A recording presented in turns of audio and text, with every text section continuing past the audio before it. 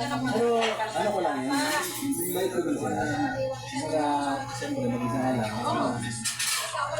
Maluto, lagi mo maluto dyan.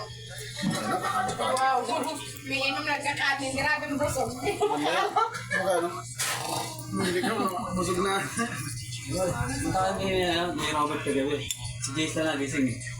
Sarap ng tulog nila eh. Dito naman si Ember at saka si ano. Ito lang. Pag nag-aabos mo nga, si Denise Bagado, ito sa kanya. Sino Grace? Kami dahil.